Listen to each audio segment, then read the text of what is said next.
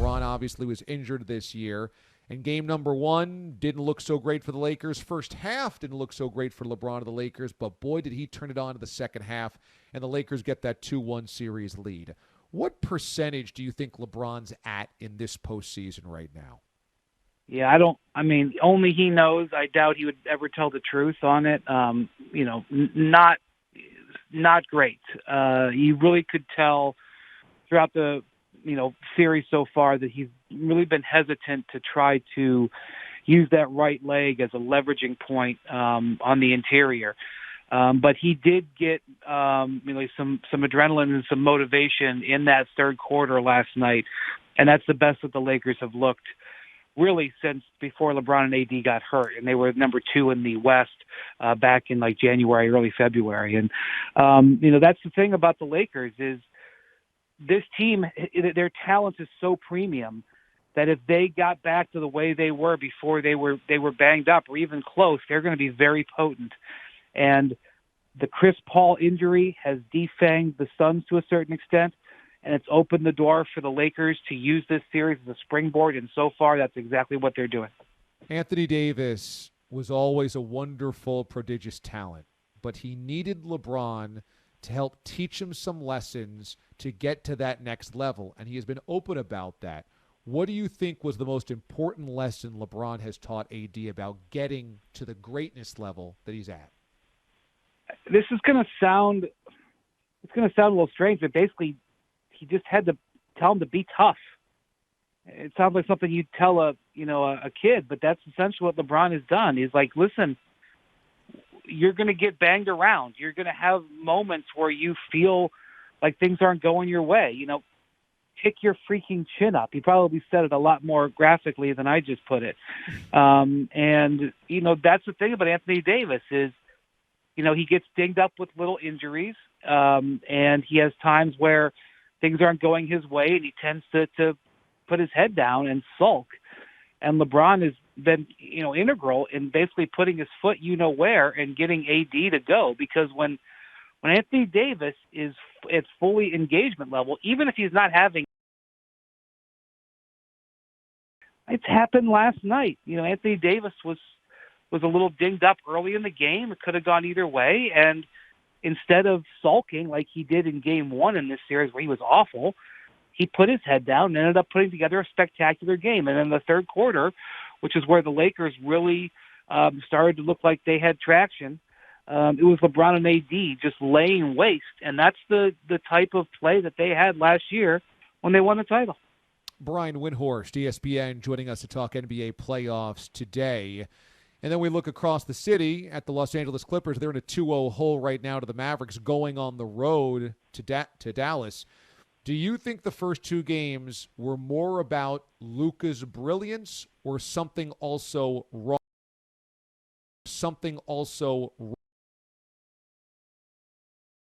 84% in game two on their home floor and lost. That is a stunning statement. And, here's the thing. Luka has been great, but Luka has another level he can go to. I wouldn't expect him to go to it game after game, but we've seen it. Luka can put his team, Luka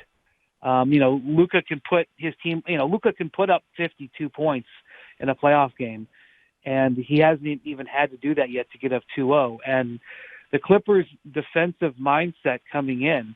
Now, I will say this. The Mavericks have made some changes. They are not your average 5 seed. The changes that they made a little bit to the way they played towards the end of the regular season, specifically putting Tim Hardaway in the starting lineup, which really gave them a great shooting lineup around Luka. They're tough to cover. And they're also, as a team, pretty hot shooting right now. But the mindset that the Clippers came into the playoffs with was, in my view, unacceptable.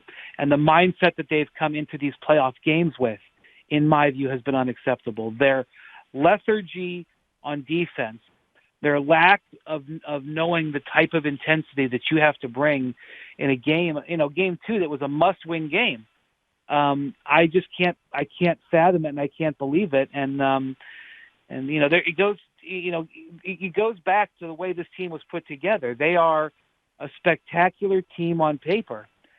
But for various reasons, some of which are easy to see, some of which are very hard to understand, they do not play together like a championship team most of the time. And Peter Vesey, as I was growing up, used to, in the New York Post, used to call the Clippers, he would call them the paper clips as a gloss. He would, rip them. And I can't think of a better nickname for this team right now because they are great on paper and they are absolutely average on the floor, and that is unacceptable. You cover NBA free agency, the movings, the comings and goings of the NBA as closely as anybody. Do you expect this summer to be covering a Kawhi Leonard opt-out and his next free agent destination? I don't see him changing teams. He's gone through so much to get there, and that's where he wants to be. But there's going to be a real discussion when he sits down to talk with the Clippers about what their plan is going to be to improve it, and maybe what they need to ask of him. And it partly could decide what type of contract does he sign. Does he sign long term there, or does he sign another short deal? That could be in play. The difficulty I've been trying to figure out is I've been talking to executives the last 2 or 3 days because they're all having this conversation too. What is the move that the Clippers make that can potentially improve their position?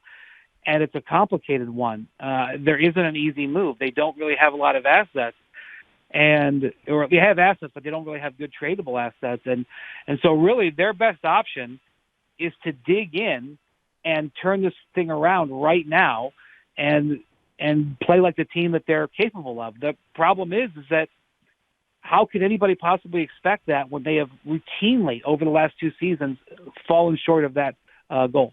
It's a really good point. Brian Windhorst is the author of Return of the King, LeBron, the Cavs, the greatest comeback in NBA history, which was wildly successful. And also his most recent book, LeBron Incorporated, The Making of a Billion-Dollar Athlete. And in terms of researching that book, how much of what LeBron is trying to accomplish or has already accomplished was uncharted territory, where there was no playbook that he could have taken from a different athlete to do what he wanted to do?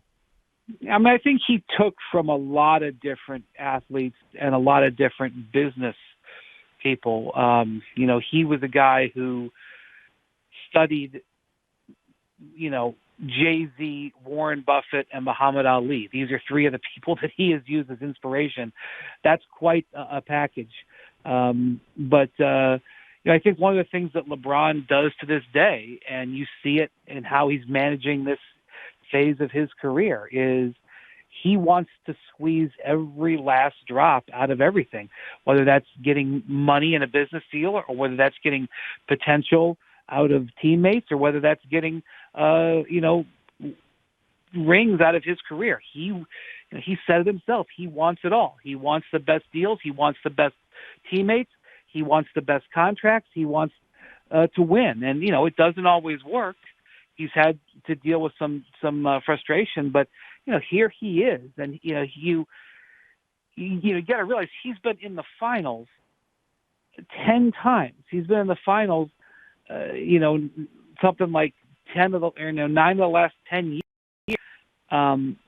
So this is a guy who comes into this playoff series, and you think he's going to be worried getting behind 1-0 to the Suns. It's going to take a lot to knock this guy out 4 out of 7. It's just gonna. And as you watch the Lakers, you saw it last year in the bubble. They feed off of his confidence. And even though he's not 100%, and I don't think he will be, try to beat that team 4 out of 7 in the way they're playing right now. It's not going to be easy. Yep. LeBron Incorporated, The Making of a Billion-Dollar Athlete. Cool Father's Day gift if you got a dad that loves the NBA, loves LeBron, loves basketball. LeBron Inc. is available on Amazon right now. Brian Windhorst covers the NBA as well as anybody for ESPN. Brian, it's always awesome to catch up, man. I always appreciate your time very much. Thanks so much.